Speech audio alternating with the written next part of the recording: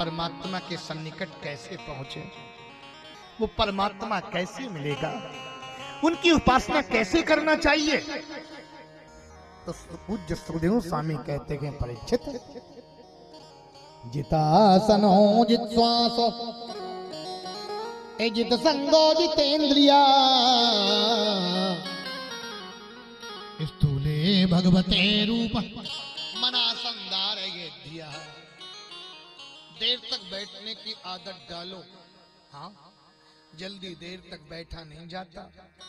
एक व्यक्ति अगर देर तक बैठ जाए ना तो थोड़ा सा दिक्कत होने लगती है। आप लोग सुखासन से बैठे। हाँ, हमारे खोदरे परिवार ने बड़ी समुचित व्यवस्था की है। जिसको टिकना चाहे तो टिक भी सकता है। सुंदर बिछाई की है। कई जगह हम देखते हैं लोग कभी आगे बैठते, कभी पीछे बैठते, कभी खड़े होकर चले जाते हैं। जितासनों का मतलब क्या है? आसन को जीतो, देर तक बैठने की आदत डालो। पूजा करने के लिए बैठो घर में, माला जपने के लिए बैठो, ईमानदारी से बताना दिमाग में झंझट आते कि नहीं आते? आते। ये काम नहीं हुआ, ये नहीं हुआ, ये नहीं हुआ, यहाँ जाना वहां जाना, ये करना वो करना, मन उच्चाटन होकर चला जाता व्यक्ति। तो देर तक बैठने की आदत डालो। भगवत आराधना के लिए आसन जीतो, इसे कहते हैं आसन सिद्धि।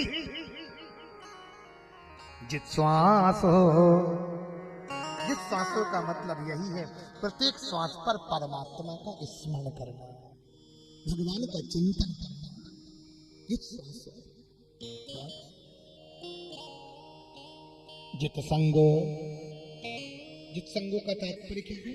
हमेशा अच्छे व्यक्ति का संग करो। जैसा करोगे संग, जैसा तर चढ़ेगा रंग, जैसा पियोगे पानी वैसे बोलोगे वाणी।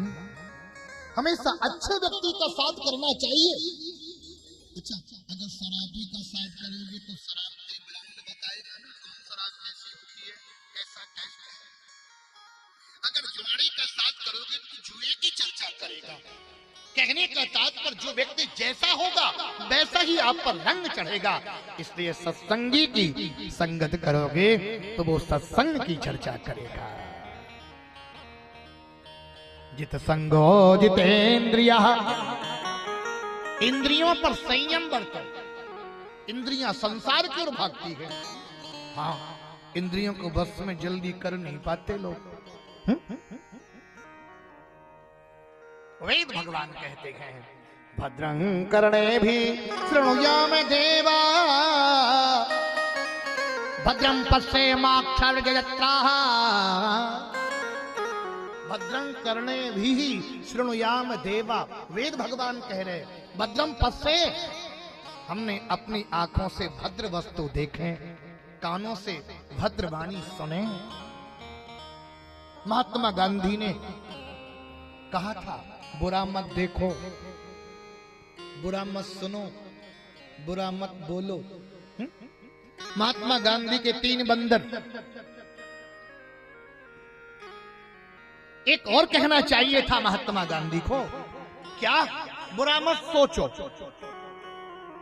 जो व्यक्ति सोचता है वो वाणी से बोलता है, जो वाणी से बोलता है वो कर्म से करता है, जो कर्म से करता है वो सामने प्रकट हो जाता है।